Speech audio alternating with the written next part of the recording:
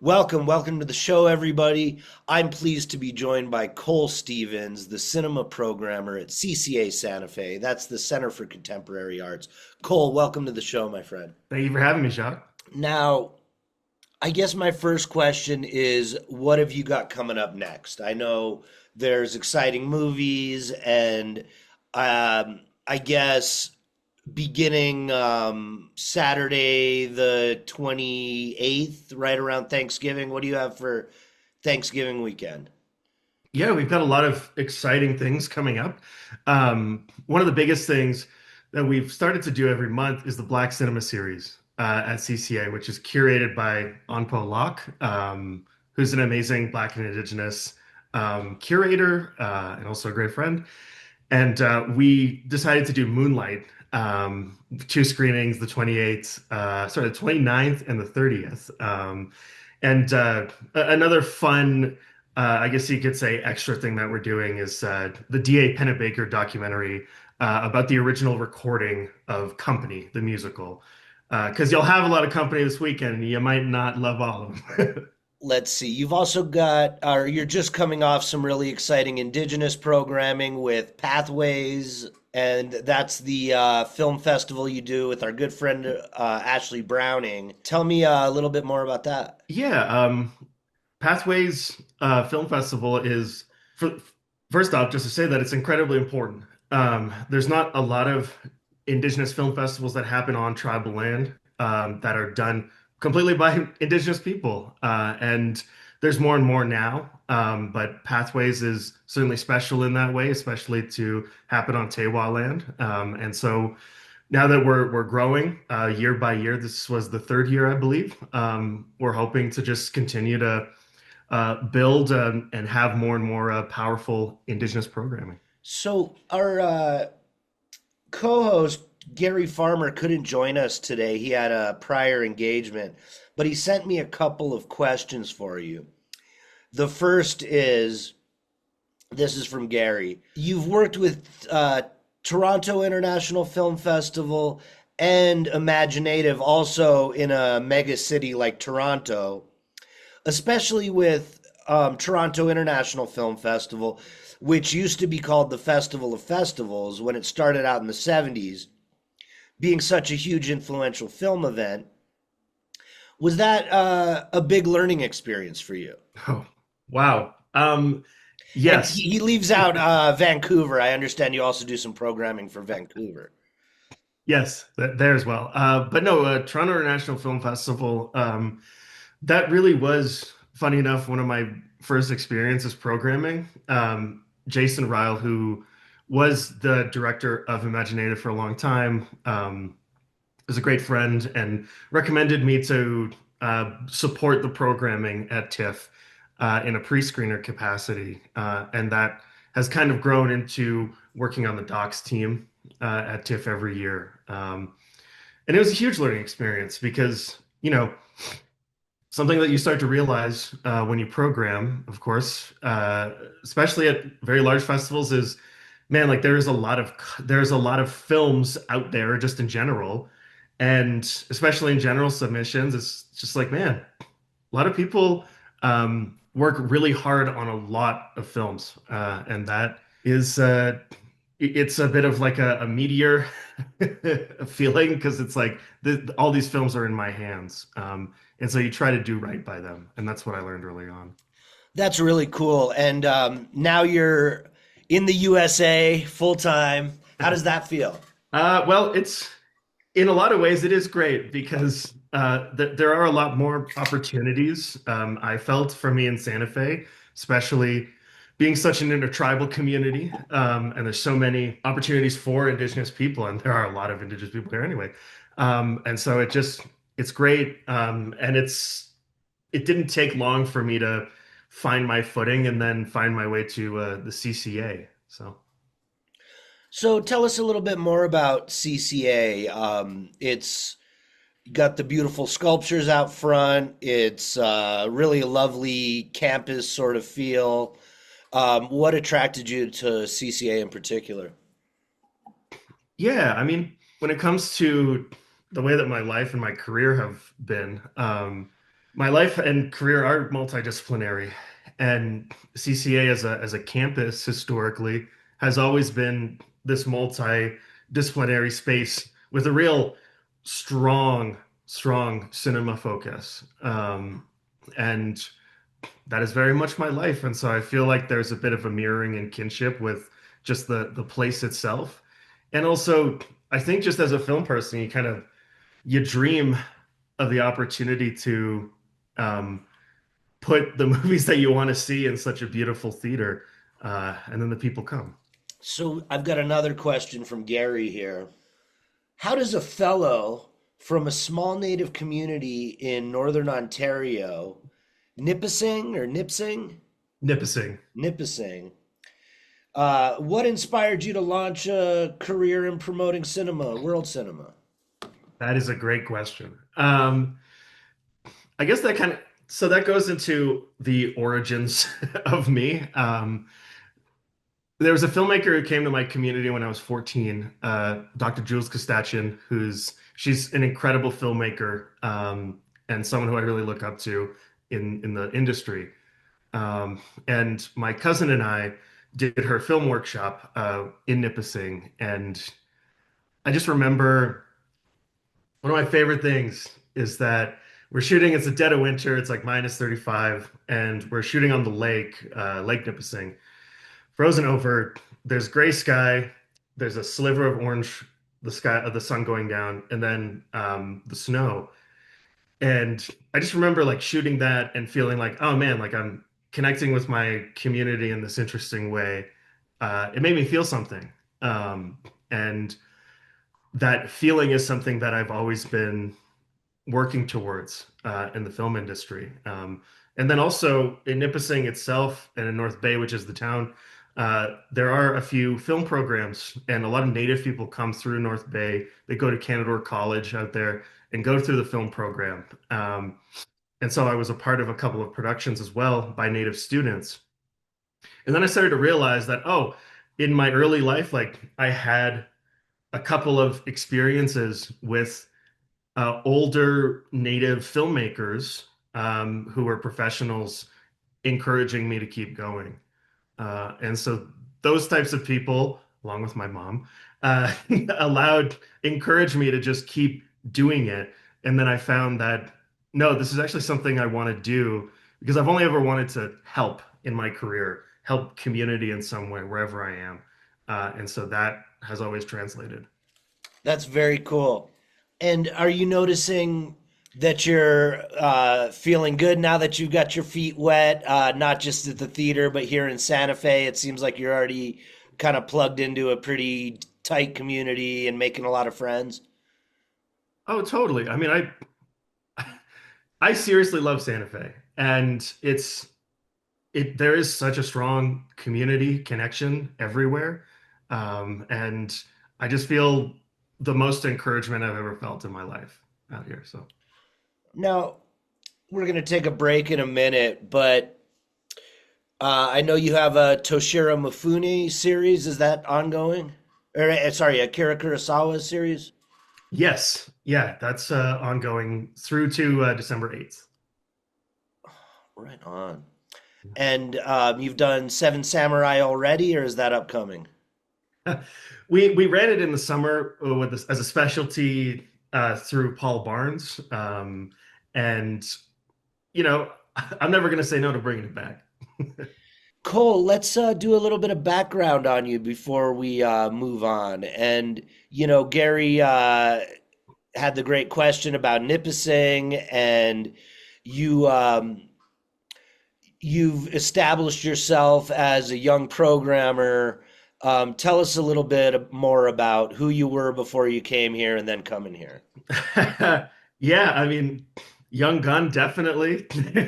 I think uh, coming from Ontario, definitely living in the city, living in Toronto, working at a lot of different festivals and being in different spaces. Like where I was before was just really, really cutting my teeth, programming at imagineNATIVE, and some smaller festivals. I think one of my favorite experiences early on was being at this festival, the fabulous Festival of Fringe Film in a small Ontario town.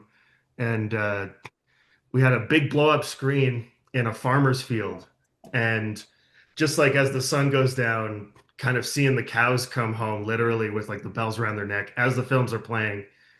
And then going to sleep in that farmer's field in like a small cottage, and just saying, okay, you know, this is the feeling. This is what's up. You know, those I feel like a lot of people from a lot of different places, but definitely Canadians, very hardy, you could say. And so even in film, there are those hardy beginnings.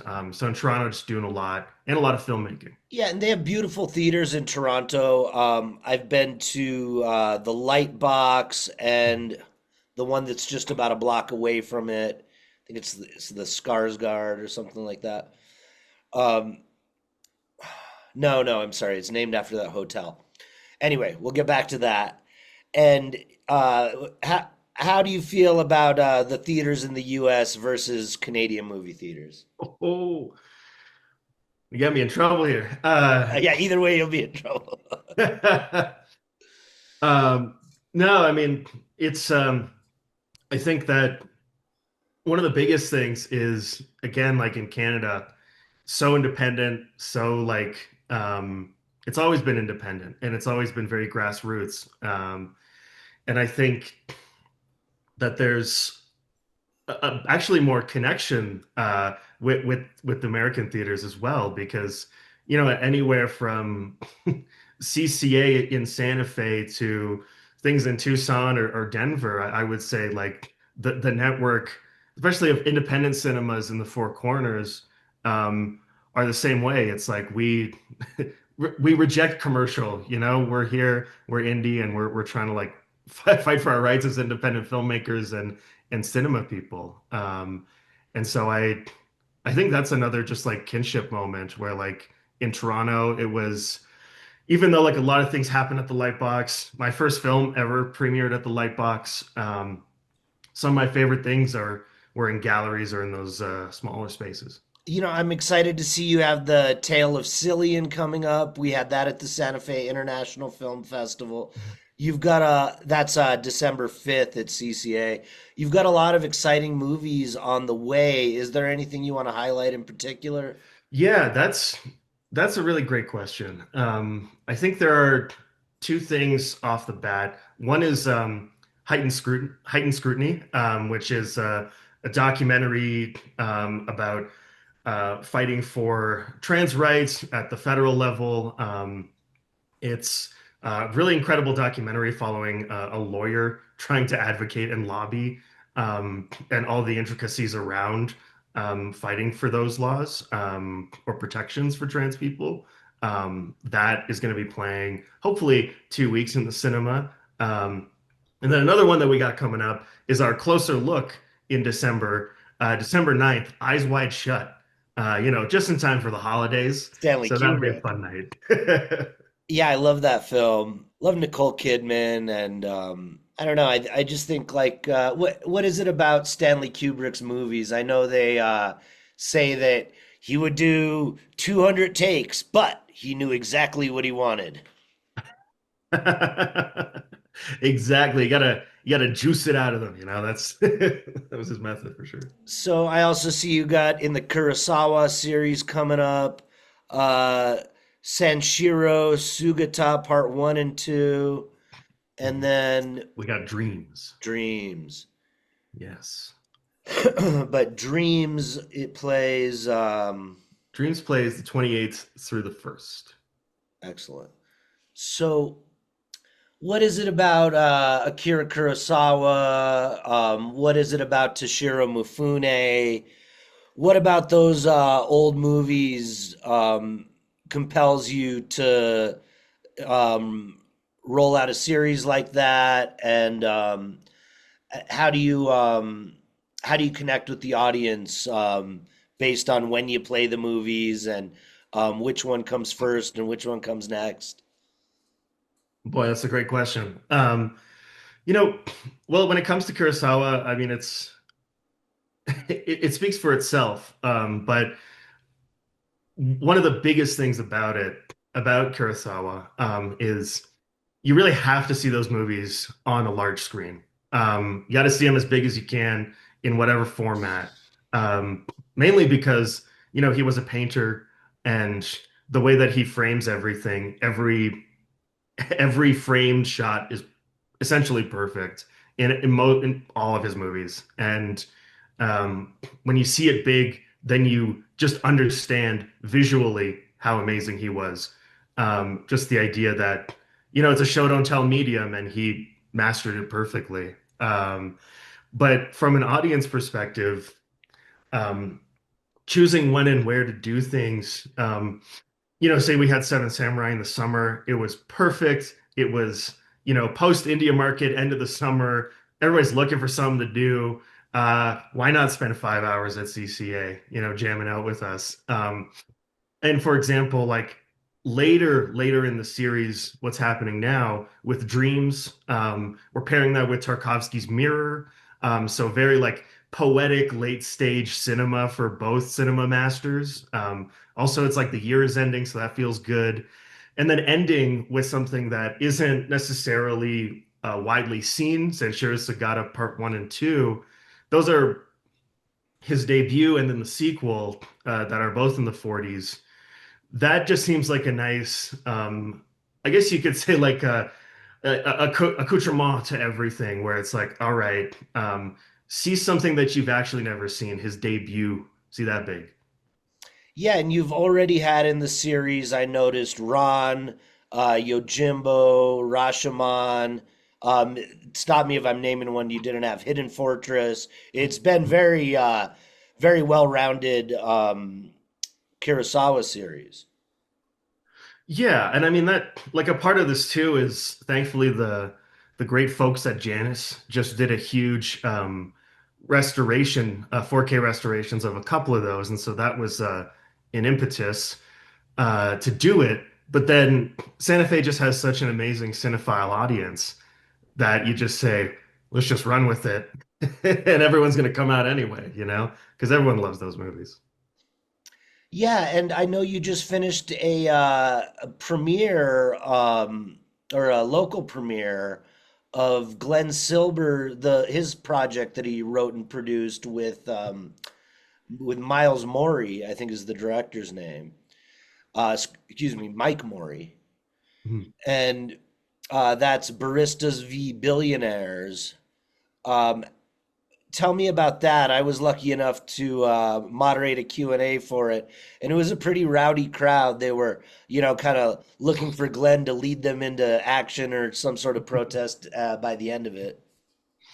Yeah, I mean, one of the most important things that we could do at CCA, and for me, is have films that are produced, directed, written by local folks and put it on the big screen. And Glenn, very grateful for Glenn to have approached me with the film, for both y'all to connect with me about it because uh, it's an important film as a documentary. Just the idea that young people have this voice, um, especially when it comes to workers' rights.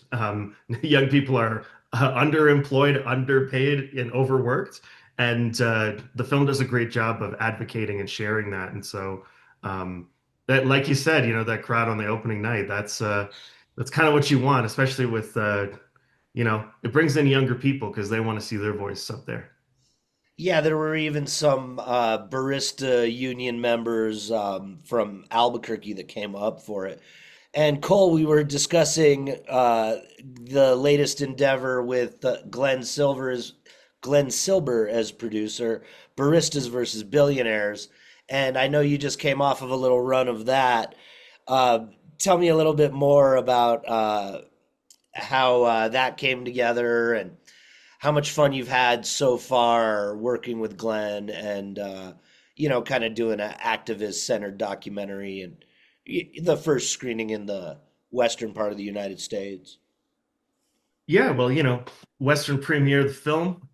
It's a powerful piece, and thankfully the community has really responded well to it. Right, there's There's a piece in the Santa Fe Reporter, and by the time it comes out, there will be a piece in Pasatiempo about the film, which is amazing to energize the second part of the run because we've actually extended it to 2 weeks just from how positive um, the response has been. And it's been great. Definitely learning certain ways on how to prep and market a film, an independent film, in a community. It takes a lot of work. It's a lot of grassroots, but you know, grassroots work. But it's taught me a lot on how to make it happen, and we did. And what about Glenn? He's an intense dude. Have you enjoyed working with him? Yeah, I think I've definitely learned a lot on how to produce the run of a film. I think that's like a piece that a lot of filmmakers miss. There's no money when it comes to the the distribution or exhibition or dissemination of the film. And Glenn's taught me a lot about like, you gotta really put 10 toes down and like pound the pavement to get people to see your movie. And sometimes those old school ways in that way, they never go away because how else are you going to get people to see your movie? Yeah, and he was nominated for an Oscar twice, once in 79 for The War at Home, and then again in 1980 for El Salvador, Another Vietnam, I think is the title. I might be butchering that. But he's since had a long career of making these kind of activist films narrated by Peter Coyote and things like that. And what do you think about just film in general as a way to get a message out? I think it really is the strongest way. We're a visual people. We're a visual species. And film is made of light and color. And historically, through the beginning of film, it's always been to share some type of message, whatever that is in whatever hands. And it really is the strongest way that we have. And that's kind of something that I've been really on like talking about lately is the fact that, we're in this renaissance of documentary in America. And documentary across the world is having a huge renaissance in general, just because of how people have responded to so many conflicts and experiences worldwide that we're having. But especially here, like people have a lot to say, and doc's the way to do it. And I know you're also a male model, um, like Zoolander type, Um, and people who listen to the show know that I am big into style and fashion. And we've had a friend of the show, Amber Dawn, on to talk about Native Fashion Week. And I believe you were a model for Swaya when for the past couple of years. But tell me about how you got into modeling and just the ins and outs of the business. um, well, you'll have to. My partner will have more to say on the ins and outs of the business, Pichon bread. But Pichon's the reason for a lot of things. The reason why I came down here was not just for a career, but it was because I met Pichon at imagineNATIVE, and eventually we moved down here, or moved down here with to be with Pichon. But they really got me into modeling, and it's an amazing experience because there's so many exciting, amazing like native artists, native designers, you could say. Um, and so that is it's just really fun. It's like a whole day of prep. It's almost like production in some ways. It's just like the whole day of like hurry up and wait, and then you go. And I think I kind of came into it, knowing that I could do a walk. I could walk the runway. I could say what's up. I got experience in heels and all that. So it it felt natural. And it's really become a new avenue for me to, I guess, express myself that I never knew I could. Now, when you're doing a walk, that's walking the runway. Walk in the runway, that's right. What is the attitude that comes with that? Tell me a little bit more about that. You got to own it. You got to be proud. That's like this is your moment, It's like it's maybe 15 to 20 seconds and it's like whatever you're wearing, the way that you look, that's all on display under the bright lights. And people want to see the latest stuff and uh, you gotta, yeah, you just really gotta own it. And there's a real empowerment in that. And you said you moved to Santa Fe to be with Pichon Bread. That is pretty romantic. Do you consider yourself romantic? Tell me about that. Um, absolutely. I always say, romance is never hopeless. You can never be a hopeless romance. You got to have hope. And so I I had the hope and it worked out. Pishon had a film at imagineNATIVE a few years ago now. And when I saw the film and I saw the first photo of Pishon I'd ever seen, I was like, oh my God, this is an amazing person. Beautiful. And literally by happenstance, I was coming down from the imagineNATIVE office in Toronto into a coffee shop, and Pishon was sitting there. And I said, are you heart's beating out of my chest. I said, "Are you Pishon Bread? I programmed your film at imagineNATIVE, and I love your work." And it just so happens that we were going to the same bookstore, or so going the same direction, and then we hung out at the bookstore, and that was that. Wow. And this is Mistress Red. I'm forgetting the complete title, The Tale of A Day in the Mistress, Life of Mistress A Red. Day in the Yeah. Life of Mistress Red. And you programmed that at imagineNATIVE? One of my proudest moments, yes. Yeah, we programmed it at the Santa Fe International Film Festival, and I got to commend you. It's good programming. And and so you meet at the bookstore, and that's how you spark the interest. When do you start thinking you may move to Santa Fe? Or Uh, where does it go from there? yeah, I mean, we sort of went back and forth.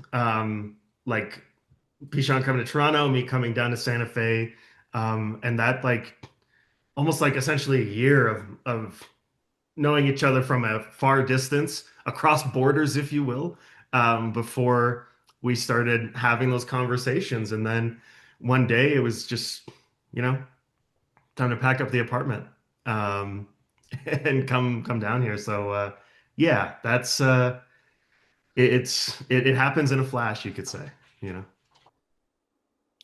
And you find yourself programming the Center for Contemporary Arts, also getting some work modeling here, and you're also a fine artist. Is that right?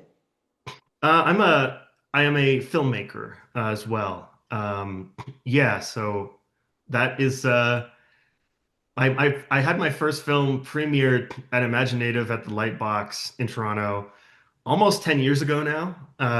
And I've just been, you know, making films and screening them for over almost 10 years now. Like my one of my most recent films was at TIFF Next Wave, and so premiered there, and so just trying to keep the motor running. And what's TIFF Next Wave? TIFF Next Wave is the next generation film festival that happens at TIFF. It's programmed by young people for young people, and it's essentially their way of doing these are the next generation of filmmakers coming up. Welcome back, everybody. We're talking with Cole Stevens, the cinema programmer at CCA Santa Fe. That's the Center for Contemporary Arts. And Cole, it's been a really fun show, and we just kind of started scraping the surface on your career as a filmmaker. Tell me, when you're dreaming up a project, how do you do that? Like, where do you get your ideas? A lot of it comes from curiosity. I think that is one of the biggest tenets that I was taught. One of my mentors, Michael Yari Davidson, great Canadian DP, 20 years, Wolf Cop 2. Um, it's he always said stay curious, and that is something that I follow with my own ideas. Is oh well, that's kind of interesting. Or I have things in my back pocket too. Like I just shot a basketball short, 16 millimeter silent, sort of at this French New Wave style, and I love basketball. I've always wanted to do something like that. And so it's just timing, staying ready, and staying curious. And of course, just it's convenient when you have a Bolex kit at the house. That makes life a lot easier. Now, I know if Gary were here, he'd ask you if you're a Raptors fan. Oh, um, look, man, when they won the championship, that was my favorite, one of my favorite summers in Toronto. I remember every day. What about Steve Nash? He was a pretty badass Canadian. Look, man, Steve Nash, you know, great, one of the great Phoenix Suns, of course, but one of the great Canadians. Truly, I have a Steve Nash jersey. I'm a jersey collector as well, and I consider my play style a little older Steve Nash. So So you've got your idea. You are ready to make a film. What do you do first? Do you start calling producers? What's the next step you take to get your project moving along? you know, it's uh, it's convenient to be have so many friends in the industry, right? So it starts with talking to a lot of friends and saying, "Would you be interested in possibly working on this?" Or sharing a concept or a mood board or a script and just getting feelers and seeing what the response is. And it's usually very positive, thankfully. And then it does start with the budget. Like, all right, how much can we make this for, and how much should we make this for? Um, and sort of meeting in the middle, and then just getting the folks together. I think one of my favorite things, especially I've shot two films out here in Santa Fe since I've been here, and one of my favorite things because I do just want to work with Indigenous people all the time as a Native filmmaker. How many Native actors there are, how many Native crew there is, it's like that has made it so special. So it starts with the people. Yeah, and do you feel a sense of community, sense of family among filmmakers here, and then native filmmakers in particular, or film people, not necessarily filmmakers? Home is home is where you want to make it, and especially out here, this vibrant inter-tribal community is amazing. I mean, one of my best friends, Ashley Browning, that's how we really, put the pedal to the metal with Pathways and started making stuff together. It's like film is a universal language, and it's also led to me teaching cinema studies at IIA now, and so it's That's limitless. that's what I was confusing earlier when I thought fine artist. I was thinking Institute of Arts. But yeah, God, IAIA has this exciting new president, and I, just love their former president, Dr. Robert Martin. Mhm. And so I think that's a real center for creativity here in the area. Tell me a little bit about IA, and has that been a positive experience? It's been a blessing. It's a blessing to teach. I as a just as like a human thing, like I didn't necessarily have like a normal education path. I went to three different colleges in Canada for film production and finally found my footing and graduated and made so many things. And I've always felt that my education came from the field. And as a Sundance Native Lab resident and all that, and it's always been in the community that's treated me right. And so it's time I give back, and this is the way to do it. No, I'm really glad you did the Sundance Native Labs. I know our co-host Gary Farmer was there once upon a time. Chris Eyre came out of the Sundance Native Labs, Black Horse Low, and so many cool people that are kind of household names today, thanks to Reservation Dogs and Dark Winds. Was that a exciting experience? Yes, and I did it in the 2020 year. So It actually, I did not actually go to Sundance. I did it completely from Nipissing. I was living in Nipissing at the time, and so yeah, it was really cool because I was developing a project called Ozagwan, which means tail of serpent, and then that's next summer. I shot it in my community, so has a special place in my heart. Yeah, and that's kind of perfect because I guess they do the Sundance Labs in the summer, but it's cold there in the winter, and it's like a lot of walking uphill. I mean, could see why they wanted to move here. And so, uh, let's see. You must know Adam Piron or Bird Running Water, who is in charge of the program at the time?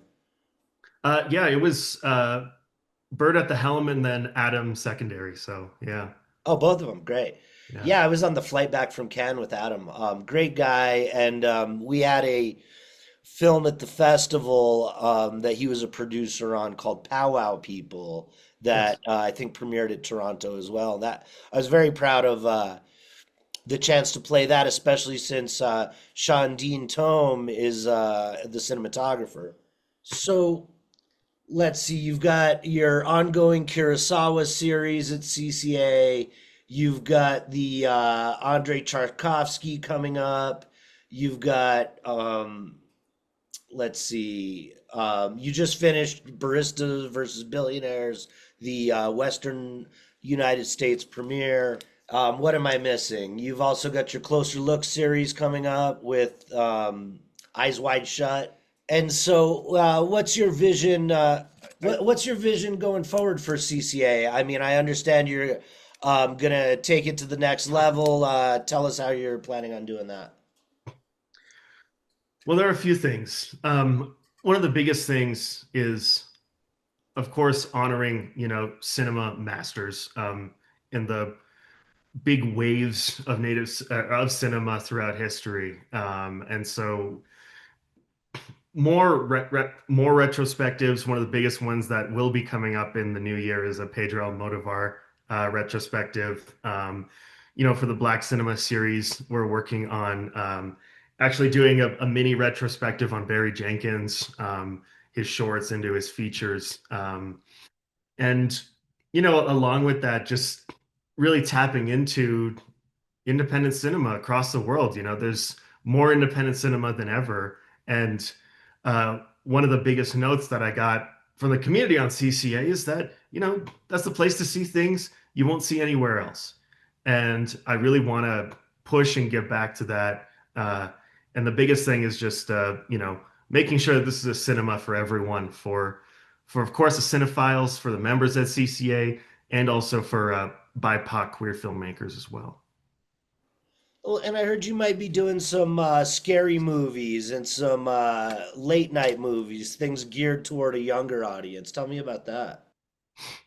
Yeah, something that we're hoping to continue to develop and eventually extend to the community in 2026 is, little Santa Fe midnight programming. We we have the ability. We have an amazing technician at CCA, Matthew Canella, and he and I work very closely to make things run at CCA. And we got these 16 millimeter projectors. We want to do things on VHS. We want to bring that more midnight or grungy element sometimes. So just stay tuned for that. VHS? Yeah, man, pull it up. Well, Cole, it's been an excellent show. Thank you so much for joining us. Um, if they want to write to you at CCA, it's programmer at ccasantafe.org. Yes, that's the email. And if you want to follow me on Instagram, it's cole.forest.art. And for Instagram, is that a good way to get a hold of you to book you for a modeling gig? Just slide into my DMs. That's what's up. Hey, thanks very much, everybody. This was Cole Stevens, the cinema programmer at CCA Santa Fe, and we'll see you next week. Thank y'all.